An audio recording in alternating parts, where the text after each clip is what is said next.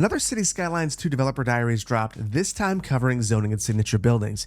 And I'm going to be completely honest with you and say that this is the most exciting diary to me so far. And I say that because in comparison to the previous diaries, where it felt like they were simply adding our favorite mods and DLC into the game, today's diary announced features that fundamentally alter the game and will change the way your cities develop and the way that your city will look. So the TLDR version, the zoning system has way more depth than in City Skylines. And here are the core changes. There are now 11 different zoning types, including districts that spawn mixed-use buildings, mid-rises, wall-to-wall buildings, and warehouses. There are now architectural themes. Cities can now have industrial specializations. The land value and building leveling mechanics have significantly more depth. A new supply chain mechanic has been worked into basically every facet of the game. And signature buildings, City Skylines 2's answer to unique buildings, are functional and contribute to your city. But there's a ton more to each of these topics, so in today's video, we'll deep dive into the developer diary, then we'll go over the feature highlight video and see what secrets we can decode, and along the way, I'll let you know my reactions. So without any further ado, let's dive into the developer diary and take a look at the zoning tools. City Skylines 2 contains zoning tools that are very similar to its predecessor, including a fill, marquee, and paint tool. The fill and marquee tools work just as they did in City Skylines, and the paint tool appears to be similar to the small brush tool, and there is no equivalent to the large brush tool. The dezoning tool has been removed since you can dezone using the right mouse button just like you could in City Skylines. And now you can rezone by simply zoning over an area with a new zoning type. And I've got a ton of thoughts here. I'm not really exactly sure the point of the paint tool. It seems as though it's a less useful version of the fill tool. It just seems incredibly tedious, and I don't see a world where I use this ever. Regarding rezoning, I'm both nervous and excited. I'm curious to see if buildings remain in place when rezoning occurs until demand facilitates redevelopment, or if things simply despawn as they do in City Skylines. I could see this game mechanic causing a ton of problems, particularly if buildings automatically despawn. Imagine you accidentally go over your dense downtown area with low density zoning and the entire area despawns. You could kill your city extra quickly. And then we have architectural themes, and I'm super excited about these. You're gonna be able to change the architectural theme for your map and for individual districts within your city. The theme changes everything from the building style to the roadside props, the street markings, and the service vehicles. Though it hasn't been confirmed if anything changes outside of the building theme if you modify your theme within a specific district. At the time of launch, European and North American themes are available, but you can see how this just tees up other themes, different DLCs, content creator packs, and maybe even theme packs in the workshop itself. I can easily imagine themes for specific regions, countries, or even cities, and I'll be honest, I am so here for it. The Building Themes mod was, in my opinion, one of the best mods for City Skylines, and I'm gonna be honest, when it broke, it devastated a number of builders, myself included. Seeing this functionality added to the base game means that it will never break when the game updates. But I really do hope that we have the ability to create custom themes. That has not been disclosed at this time, and that's what would make it a killer feature versus something that's just pretty neat. Next up, the diary discusses zoning types. I think one of the most exciting things about this diary was learning that there are more zoning types in City Skylines 2 than in City Skylines. There are now 11 different zoning options, and we'll go through all of them starting with residential. There are now 6 different residential zoning types, including low density, which are single-family detached homes, medium density row housing, which are the wall-to-wall buildings, medium density housing, which are apartments, mixed housing, which has ground floor shops and apartments above them, low rent housing, which are large apartment buildings with lots of small apartments for lower income residents, and then high density buildings, which are super tall residential towers. And though I'm excited about the mixed housing, I will admit I have some mixed emotions. I find it curious that mixed residential is only a mix of residential and commercial. What about residential and office, or even commercial and office? Those all exist in the real world. Second, from the images, it appears that the mixed-use buildings all are pretty large. I was hoping that we'd see more 2- and 3-story buildings, but having the zoning category at all means that buildings could come in the future as part of a DLC, or we could find them in the workshop, and they'll be functional. And ultimately, I'm just thrilled that mixed-use buildings are in the game. It was a glaring omission in City Skylines, and I can't help but want to know more information about these. This is absolutely awesome. Residential zones now have a significant focus on rental cost of a unit. Because of this, land value and building values are calculated separately from one another and can be viewed separately in the new land value tool. And this is important because you can inadvertently price citizens out of your community if you're not careful. For instance, rent in low and medium density buildings is much more significantly impacted by high land values than high density buildings, since the cost of the land would be divided amongst fewer units. The rub is that citizens value space and will strive to have it if possible, which low and medium density buildings provide. Again, I'm really curious about how this works in practice, particularly the low income housing. I'm really hoping that we're able to have naturally occurring affordable housing or older housing stock that's less improved and is as a result more affordable. Having a specific low income rent district with large apartment buildings and small units is fine, it's just very specific to large cities. Commercial zones have low and high density options, but they appear to be different than in city skylines. Low density, for instance, includes small scale uses such as boutiques, gas stations, small stores, and bars, while high density uses include supermarkets, department stores, and recreational uses such as theaters and hotels. There are a variety of uses here that are specifically called out that I'm very happy to hear are in the game, particularly supermarkets, department stores, and gas stations. In the US at least, they are ubiquitous and very important uses.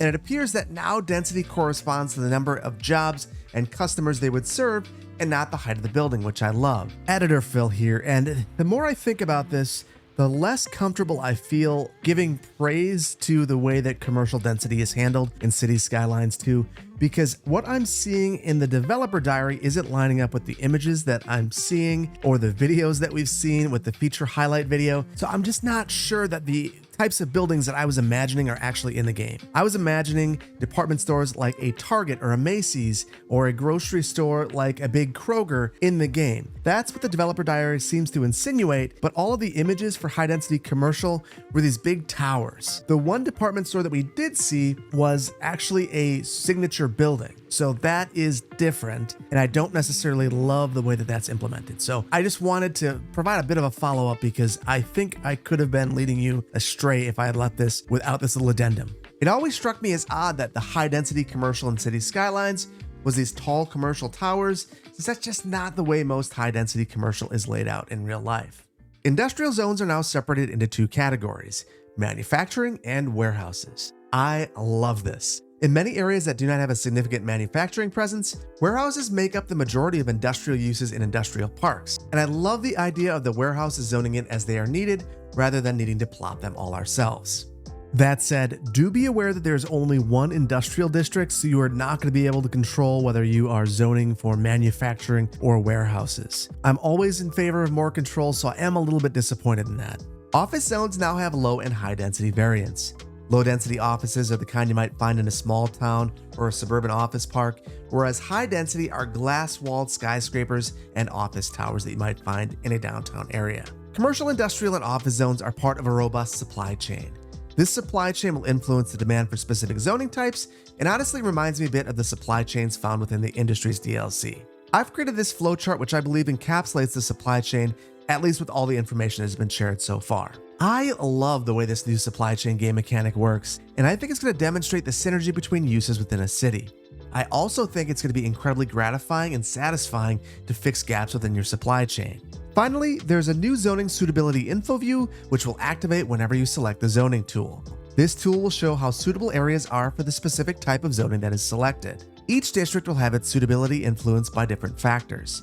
For instance, commercial suitability is influenced by the number of potential customers in an area, and for residential, the land value will impact suitability since it directly impacts rents. At a basic level, this is the kind of information that is used in making land use decisions, and it's great to see it in the game. Next, let's talk about zoning demand. The zoning demand mechanic in City Skylines 2 has much in common with City Skylines, but appears to be much more refined and much more responsive to user-made adjustments. Generally, all zones will be responsive to taxes and policies that incentivize or dissuade certain zoning districts. But taxes can also be adjusted to favor certain education levels or even the production of certain types of goods. And this can be helpful if you're trying to attract certain Sims to your city or develop specific industries. Zoning districts have a symbiotic relationship with one another. For example, adding a bunch of residential will lead to a need for jobs and shopping opportunities. And if those aren't met, residential demand will slump and Sims will remain unemployed. Further, if homes become unoccupied, that's right, unoccupied, not abandoned, demand can slump until the homes are filled again. There's also a new city information panel that has details about your demand, and I absolutely love this if you're anything like me. you've likely run into situations where you do not understand why your demand is where it is, and this is really going to help you troubleshoot that. Specific to residential, demand is directly tied to the desirability of the city, which is determined by job availability, educational opportunities, or the city generally being a good place to raise a family. The availability of the right type of housing at the right price point can also influence demand. For commercial, industrial, and office, demand is based upon the availability of workers, company profitability, and how well related supply chains are functioning. For instance, commercial demand will increase when inexpensive manufactured goods are available. Goods can be produced inexpensively if the raw materials are extracted locally. And office demand will increase if there's a strong manufacturing industry creating the inputs for intangible goods. For all of these districts, having suitable workers will boost productivity, efficiency, and profits. This will ultimately lead to more demand. Cities can specialize in certain industries, which will provide a bonus for that industry. This mechanic can be influenced by adjusting taxes to favor certain industries to help them develop faster. Generally, this whole system makes a ton of sense, and I appreciate the influence that tax rates can have on incentivizing certain development to occur within your city. And I love the idea of citywide specializations, since it's really a direct reflection of the concept of agglomeration economies. This is, for example, why Silicon Valley is a hub of technology, Los Angeles is a hub of entertainment, and London is a hub of finance. So generally, I think this is going to lead to very interesting cities. Next, the diary discusses land value and building levels. And land value in City Skylines 2 is significantly different than it is in City Skylines. First, land value and building values are calculated separately and can be viewed separately in the land value tool. I appreciate this since the two are not always directly correlated. Residential land value is significantly more complex than in City Skylines. Previously, plopping city services and parks was enough to increase land value, and over time the buildings would naturally level up. In City Skylines 2, citizens must have their needs met and be prosperous enough to pay more rent for land values to increase. Building levels will increase when citizens are prosperous enough to reinvest their leftover funds in their homes. Further, if there's high demand for a specific category of zoning, land values for that specific zoning type can increase. Conversely, if residents cannot afford their rent, they may move out, and the lack of investment will lead to buildings deteriorating. Abandoned buildings can lead to decreases in land value, and homeless citizens may move in until the buildings eventually collapse due to disrepair. Another consideration is that as land values increase, large homes can become unaffordable, and increasing density can make rents more affordable for your citizens. This can have an impact on the demographics of a neighborhood, since certain housing types and certain values of housing will attract different citizens. Companies, on the other hand, while caring about land value, also factor in transportation costs. Land costs and location costs influence the profitability of a company and contribute to its ability to level up. Land values can be influenced by raising or lowering taxes, adjusting the availability of zones, or adjusting the availability of services. Building leveling is about the ability for a sim or business to reinvest into their property, and I absolutely love this. However, it isn't the only thing that goes into leveling. Utility consumption plays a role as well. Apartments share utilities, which leads to cheaper per unit costs and overall rents. The same is true for commercial buildings, and that extra profit will lead to a reinvestment in the business. Another change is that higher level buildings produce less garbage and pollution. And I'm going to be frank, I love these changes. In City Skylines, there was a bit of an unspoken goal to improve every single building to level 5, but that just isn't the way things work in real life. Your cities are now going to need to consider and accommodate citizens of all income levels, just as cities do in real life. I certainly feel some notes of Tropico and Anno here, and I'm here for it. Everyone is needed in a city, and everyone should be able to live in a city, and I appreciate that this game is finally addressing that. Cities that don't do this well suffer. I'm looking at you, San Francisco. On a side note, it'll be interesting to see what a utopia looks like in City Skylines 2, since you clearly won't be able to max out every single building like you could in City Skylines. And the final topic is signature buildings. Signature buildings are a mixture of City Skylines' unique buildings and zone buildings. They are ploppable and fall into one of the 4 major zoning categories. As such, they contribute to the zoning demand and the city's economy. And because they have zoning attached to them, they are subject to the same demand and requirements as any other zoned buildings.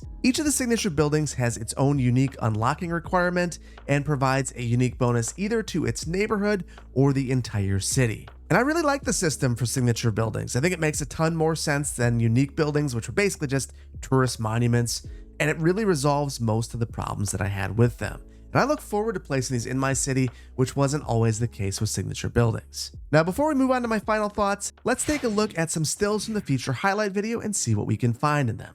And I'm excited to take a look at this feature highlight video. There are a couple of really interesting things in here. First of all, starting out with this shot, the very first thing you see is a helicopter. So I mentioned this in the last video. I thought that there might be helicopters, and here we see them. Now, the way they function has not yet been discussed. I'm not sure if this is just something that the city will spawn, or if, similar to City Skylines, you'll have to create helicopter lines, adjust them yourselves, but we'll have to see. But look at how beautiful this shot is, the lighting effects. This is absolutely outstanding. There is a lack of traffic. There are a couple of theories to that were discussed in the comments of the previous video. Really, the whole idea is that there's just a lot of transit in this city to demonstrate things. I'm hoping that that is the case. I'm hoping that that's the reason why we're not seeing a lot of traffic. Then we get another sweeping shot of New Dollar Tin. Very cool to see this. It's becoming very familiar. I feel like I'm starting to know this city a little bit. But we see what I assume are some signature buildings, one right here, and another over here. And it'll be interesting to see if we can notice any other ones as we go through this, especially knowing that there are signature buildings in every single zoning category. And now we get a shot of all of our different zoning types for a residential. We're also seeing that there are actually 5 buttons up here, which is interesting because we didn't talk about this one at all. So this is our residential, commercial, industrial, office, and then I'm guessing that this is extractor buildings. We're also seeing our theme options here. So I'm not sure how this works. Do we actually select the theme as we zone in a specific area, or do we need to make a district? It'll be interesting to see because I could see it getting really complicated if you're actually selecting the theme as you zone in, but I could be surprised. The other thing that we're seeing on this is the suitability and the ground pollution being demonstrated for low density residential housing. So this is really interesting. So we've got low density residential selected, and you see that it's basically not suitable anywhere in the downtown because the roads are red. And then you look over here and you start to see green roads. So that would mean that this would be a fine location for the low density residential. This is going to be a really helpful tool, and I'm wondering how much we're going to be able to buck against it. So if I decided, for instance, I want a mansion in the downtown area, can't I just zone a large single family residential area and have a mansion spring up? Eventually, we'll have to see. And then we have the exact same view for commercial. And this one's a little more interesting to me because we're seeing the number of customers, the potential customers in an area on the ground. So you can see that right here, for instance, there's a high potential for customers that is near what appears to be maybe a train station of some sort. And then in all of our residential areas, they're kind of incentivizing mixed use because there's a lot of customers here. So that makes sense to me. What makes a little bit less sense to me is on the roads, we're seeing the suitability based on the amount of traffic. Now, I would assume that if there's more traffic on a road, that it's actually more suitable for commercial. There'd be more people in that area, more people willing to stop. Heck, many businesses will not even choose a location unless it has a certain amount of traffic passing it on any given day. So we'll have to see. Knowing that we have traffic volume and traffic flow, maybe where traffic volume is high but flow is high as well, it's good for commercial. It's going to be a really interesting feature to check out. Now here we're going to actually get to see an area get zoned in. And the marquee tool is selected, all the snap twos are on, and you can see that there's a little square here where the zoning grid would continue out. So there apparently is snapping to this, and it seems to be working fairly well, although all of the snapping options are selected, which in City Skylines 1, that can confuse the game a little bit. So it's good to really be deliberate with that. All of that said, I am very curious to see how this works with the other tools. And what's interesting to me is to see that the fill tool is activated here and all of the snapping options are gone. And same thing with the paint tool. It appears that there are absolutely no snapping options, so I probably won't use this tool. Again, we're seeing that suitability, and there are some interesting things in this as well. It looks like Hickory Street right here might be a collector, and that makes it not very suitable for residential, at least low density residential, which I find to be fascinating. I also see that we've got the ground pollution on in this image. When I first looked at this, I thought it was a little bit confusing. It looked like it was already zoned to me. So I have a feeling that I'm going to turn off ground pollution most of the time. And now we're seeing the intro screen for City Skylines 2 for the first time, and man, is it clean. I hope they keep it this clean. A couple of things that we can notice here. First of all, if you log into your Paradox account, you get a medieval castle. That's a cool addition to the game. And we get to see the version number of Cities Skylines. It's currently 1.0.0b2. Now this is interesting, or at least I think it's interesting, because Cities Skylines 1 was released at 1.0.5. Obviously, we are very close to release, and the games must be in a fairly good spot outside of some of the rough edges that we've seen. So we also see that the options look pretty standard here. I'm very curious about what's in this editor. Is it just a map editor? Is it a theme editor? Is it an asset editor? I'm guessing it's an asset and a map editor, but I really want a theme editor as well. And then we have Paradox mods. So this reminds me a lot of what you see on the Xbox. It's just those couple of real basic mods. And I'm wondering how mods are going to be handled now that I see this. So we'll have to see. I'm sure that we're going to have a lot of information coming out soon, but it's strange to me to see it called Paradox mods. It also makes me wonder, is this the Xbox version that we're looking at, or is this the PC version? Not sure. And then we get to our new game screen, and we get to see the 12 maps that I assume come with the base game. Though I am a little bit curious, since we're seeing San Francisco here, and that is one of the first DLCs that's being released. So not 100% sure. This could have extra maps, but I'm guessing it comes with it. Either way, 12 maps, and they all look like satellite imagery, which is outstanding. Under the map description, there's not a whole lot that is revolutionary, but I do want to point out a couple of things. First of all, we do have climate information now, which is really neat to see. The average temperature, that's probably going to have a pretty significant impact on the gameplay itself. We also had the latitude, which is excellent to see because shadows will cast in different ways, and seasons will occur at different times depending on whether you're in the northern or the southern hemisphere. For outside connections, we're also seeing a little lightning bolt, and I believe that that is utility connections to other communities. Really excited to see that. And then for natural resources, we're getting a better indication of the amount of natural resources available on a given map. Now, this also leads me to believe that they are depletable. We'll have to see if there's a way to disable that. And once you select the city, you get to your map options, and a couple of things I want to point out here. First of all, you can randomize your name. That's nice. You can also select the theme. So in Cities Skylines, it appeared that you could change the theme. So if it were tropical, you can make it boreal, but that was not actually possible. So that's great to see. The other options are all pretty basic, except there's a couple I want to point out. Natural disasters are in the game. It's confirmed. It is not a separate DLC, so that's exciting to see. And then we have two quote-unquote mods right in this menu, unlock all and unlimited money, but I don't see anything about resource depletion. So I'm really hoping that we see that in the base game. And now we're gonna get to see the city have a variety of different themes in here. So we have a North American city, and they're converting this district to be European. Not 100% sure how that's occurring, but it is possible. And now we're seeing a little suburban district, and it looks pretty nice. The architecture is interesting. I am curious if this is European. It doesn't look very American to me, so that would be my guess. And assuming that this is the same architectural style in this shot, I am going to say it's European, especially because we have the flag of Finland right here. So that makes me think that this is European. We've also got some snowmen, so that's kind of funny. But generally, these models are really attractive. Now, interestingly, this looks like a Sears Craftsman home. So maybe this is a mixture of different residential zoning types. I can't really tell. And as soon as I say that, I just see Finnish flags everywhere. One's here, one's here, one's here, one's here, one's here, one's here. Now, two things that this makes me think. Number one, do we have the option to pick our flag in the menu somewhere? Like what country is our city in? That would be really neat. Being able to say that I'm in Finland and my city is in Finland would be a really cool thing to be able to do. That said, the developer's in Finland, so they just might only have this flag in there right now. And we get one more shot of our suburban area with more snowmen. Now, listen, I know it can be cold in Finland sometimes, but I don't think they have snowmen in the summer. But what's really being demonstrated now is the differences in residential zoning types and densities. So we're seeing the lower density residential, very suburban in character. Then we go back to our downtown and we get to see some of our mixed residential and our high density buildings, and they are absolutely massive. The scaling in this game is outstanding. I love seeing it. And then we get to our medium density row housing, and I just love these buildings. These are basically in every North American city. You're going to see this building. It'll be 120 years old, and it will be a variety of colors and look just like this. They are absolutely charming, and I'm happy to see them in the game. The other thing that we can see here is a for sale sign.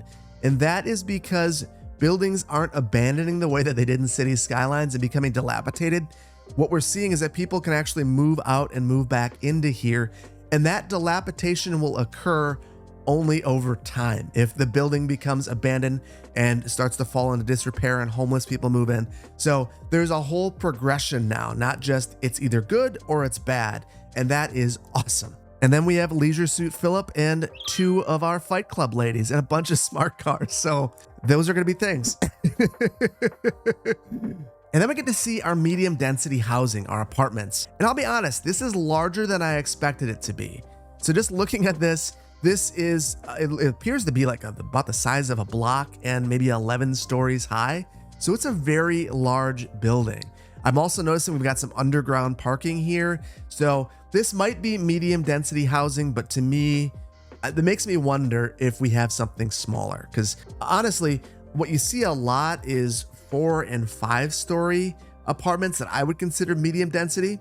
And this to me would be kind of on the lower end of high density, but we'll have to see. Here we're seeing some of our low rent housing, and these are very large.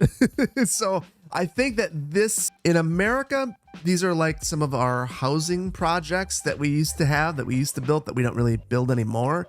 They still exist. There's a number of reasons why you don't build these anymore, but they exist in the game. And I think in Europe, it might be more common, especially in Eastern Europe, but I could be wrong about that. Obviously, I'm not as well versed in Europe as I am in North America, but it's very interesting to see these in the game. Again, I'm hoping that we have some variants of this that are smaller scale, because this is a lot of density and it's going to make it really difficult to place these in a smaller community. But in a large community, these are going to be fantastic, particularly around a college campus, which is where I could see them making a ton of sense. And now we get to see some of our mixed housing, and a couple of interesting things here. We're seeing different heights for these, which is pretty exciting. So we've got one here that is 6 stories. That's getting to be a little closer to, I guess, what I would anticipate. One here that's next to it that's probably about 10 stories. I'd love to see, again, some 4 and 5 story buildings. It's kind of the sweet spot for a lot of places that aren't really large cities, but these building models are absolutely gorgeous. There's also a ton of pedestrian activity, a lot of parking. And I'm curious to know if the parking utilization is this high because some of these buildings are older and don't have parking. Like this one right here, you can see that there is parking in this building. I don't see it on this one. Perhaps I'm just missing it. Perhaps it's the angle. But I'm really curious to know if all these buildings have parking or not, because an older building shouldn't have parking. Again, we have more of our mixed housing, and they do again look very large. Now, seeing these does make me realize we've seen nothing about policies yet.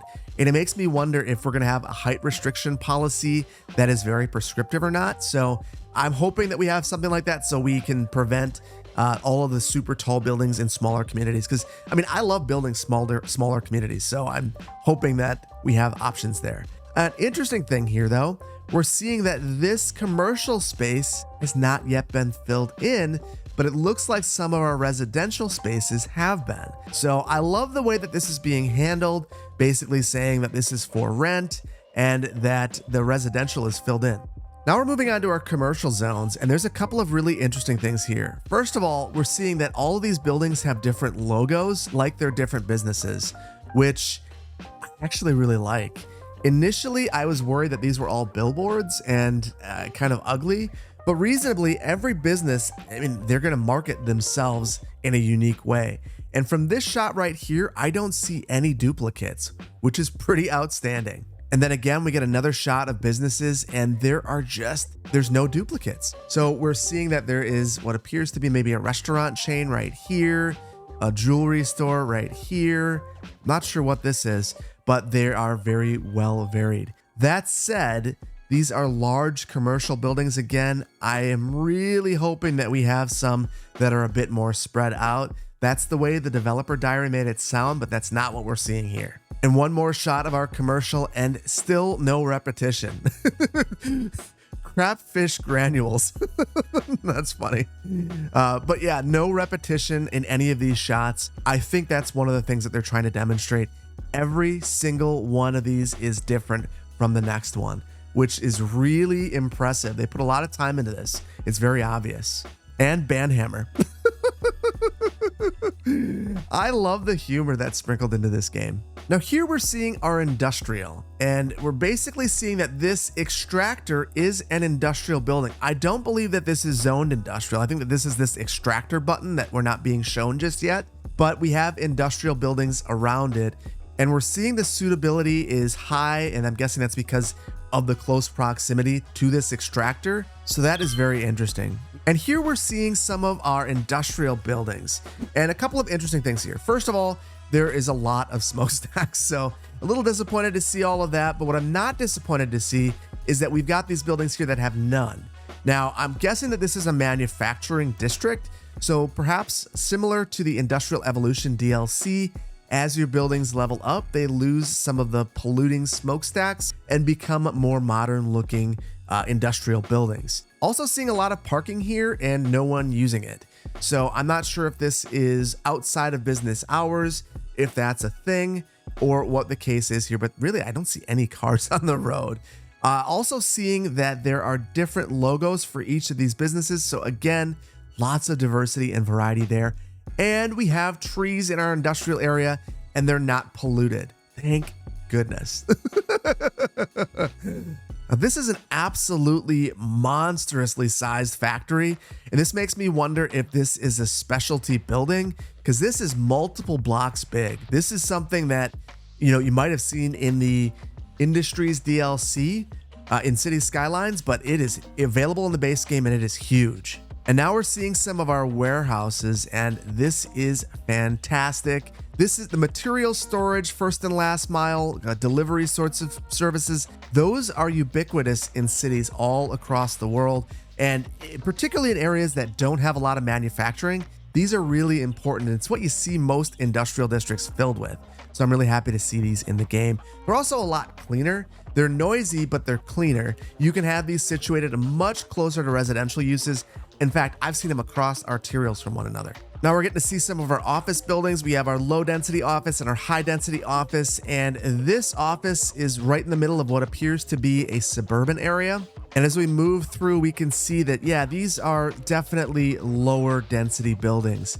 Now there is less diversity here. We have a lot of CRI more, but this is a brand that I've seen in the downtown area. And it makes me wonder if there are actually companies that are going to function together. So is there actually more of a purpose for these or not? I'm not sure, but I'm going to keep an eye out for that. And now we're looking at our office buildings in our downtown. And again, lots of diversity in terms of logos. It makes me think that companies are a thing, but I'm not sure. I'm really hoping that it's a thing. Now this shot gets me incredibly excited. First of all, we're looking at a different city. This is Toadie's city, I believe. And we're looking at our natural resource areas. So this is that fifth option, I believe, that we weren't shown before. So this is almost meat. So this would be a large farm field. It's producing vegetables. And the snapping options, there are 5 different snapping options here. And you can see that Toadie is actually pulling these different areas of the fence closer to the road. So that is absolutely awesome. We're getting irregularly shaped districts, and it gives me hope that our district areas are going to be much better than they were in City Skylines 1. One of my big complaints is you get all these blobby districts. Although, look at this line right here. This looks like it might be a blobby district. We're going to have to find out, but it gives me hope. It gives me hope. The other interesting thing is that this farm field is right next to a bunch of residential, I believe. And that's possible because it doesn't produce much noise. So that is awesome. Being able to mix in farm fields with residential, super common everywhere. So now we can actually do it. That's awesome. And look at that. Just look at that. Look at the size of that. That's so great. I love that so much. I guess you can also pollute next to your fields if you want. Different strokes for different folks, but generally these are beautiful. Now there's nothing groundbreaking in this shot, but I did want to point out one thing that I'm not sure I pointed out in any other video. The zoning squares in City Skylines 2 are much larger than in City Skylines 1, and that really has an impact on the scaling. So in City Skylines 1, 4x4 was the largest building that you could have, whether it was a skyscraper or a single family home. And what we're seeing here is that we're going 6 back now. And the widths appear to be variable, and I love that. That is absolutely fantastic. It's going to really help out with the sense of scaling. And then in this shot, I just want to point out two things. Number one, it's beautiful. And number two, the clouds are amazing. They are moving. That's another mod that I can take out of my mod list. Now we're getting a shot of a signature building, and I'm guessing that this is a very fancy, upscale, Michelin star rated restaurant. And we get to see that right here. And it is a really beautiful building. Now this building will function just as if it were a zone building. So it'll compete with your existing buildings, but it's going to provide you some unique bonuses. So I think there'll be a lot of incentive to add these buildings to your city. My curiosity will be, does the branding change? Because it seems like there's such a focus on the branding of each of these buildings. It'll be curious. I hope it does. Interestingly, we're seeing this cross over to residential as well. So this is a residential signature building. You know, I'm really happy to see that. I am a little curious. This model seems like it is not very detailed. I'm guessing that's because it's pre-release, but it's really cool to see that you can plop these right in the middle of your districts and have them kind of seamlessly blend in like this was some sort of special lodge that was converted into residential over time. And then again, a shot of what is quickly becoming one of my favorite buildings, this signature residential tower. Absolutely beautiful. Love seeing all the differences in lighting effects with this. And then an absolutely massive residential tower here. This thing's gotta be like 30 or 40 stories tall. It's absolutely awesome. This is one of our industrial signature buildings. It's a switch on factory. It looks like it adds 2% efficiency to industrial citywide and increases college graduation chance. So that's interesting. So now you could go to college and not make it through, which is a very interesting mechanic. We're also seeing that this does pollute the ground and the air, and it creates a ton of noise. So you're gonna have to really be thoughtful about where you place this. Now here's one thing I am wondering about. Are we gonna be able to level up these signature buildings? Because for zone buildings, as the buildings level up, the amount of pollution and garbage they produce drops down. So is that gonna be the case with these? Not sure. But what we are seeing is that there are 9 buildings to start out with. So I'm really interested in being able to dig into each of those. And again, these buildings have suitability based on the exact same standards as the zoned districts. Before we move on from this image, I want to point out this up here top right, we're seeing a landfill, and it is massive. This appears to function the same way that the farms do, because you see that we've got this fence around it. It's been conformed to this roadway network around here, including this diagonal, and it fits tight up against there. I love that. That's part of this new snapping tool, I'm assuming. Can't wait to learn more about this. Very curious to know if this is the last stop for the landfill, if it just becomes filled up and looks like this, or if it can be capped and turned into a dog park, for instance. For our residential signature buildings, it looks like we have 12 of them. Looks like there are 3 mixed housing signature buildings, 7 commercial signature buildings, and 6 office signature buildings. Now I will admit something. I'm a little bit confused about what I'm seeing here. So we've got these little icons above these buildings again, and it seems like these are some of our signature buildings. And for residential, that makes sense, but it doesn't line up with what's over here in the map legend, which shows that signature buildings should be in this pinkish color. Same thing here for our commercial buildings, but what's even more curious is that there are more signature buildings on this map than there are actually placed in the city. That might be because of some of the mixed use buildings, because you're kind of seeing that a couple of these are residential and commercial. So maybe it's just factoring these in as the same sort of building. I'm not 100% sure there. And then for office, the 2 colors are basically indistinguishable. So that's a cartographic issue, in my opinion. Then we get to see a few more of these signature buildings and a couple of interesting things here. First of all, CRI More again. So maybe that corporation is connected to the office buildings that we saw before. Also, this looks like it's another office building. Banhammer, love that. I also see Snafu over here, which is pretty funny. Then we get what appears to be maybe a restaurant. Again, we've got some outdoor dining or seating over here. And then what I'm going to assume is a hotel. One of the interesting things is you see Almost Meat advertised over here. So there's all of these little connections. So things aren't just random names or randomly popping in. It appears that there are actual companies here. So I'm very interested in learning more about that. And then this shot confirms that the signature buildings are the ones with the icon above it. And then we come back to our helicopter shot and get to see a couple glorious shots of the city with some mixed building themes, some of our signature buildings. some of the beautiful lights, and all of the variety of different businesses that are operating within the community. This is really exciting stuff right here, and I can't wait to learn more. And now for my final thoughts. As mentioned at the start of the video, I think that the features introduced today are absolute game changers. We're finally going to have true mid-rise buildings, apartments, and mixed-use zoning all in the base game. And needing to have citizens across all income levels is an absolute game changer as well. But I'm going to admit that the ability to stick the landing at all these new features will come down to our ability to troubleshoot our cities when the times are tough. Will it be easy to figure out that your city is low on a specific industry type, that taxes are too high on certain zoning categories, or that rents are simply too high for the citizens you actually need to move into your city? If so, there are nothing but good things here. If not, the added complexity could lead to confusion and frustration. From what I see, it appears that things are going to be really good. But what do you think about the new zoning mechanics? What are you the most excited about, or what are you concerned about?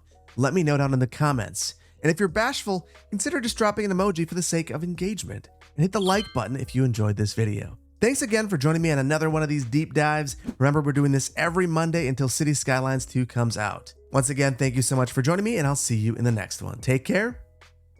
Bye-bye.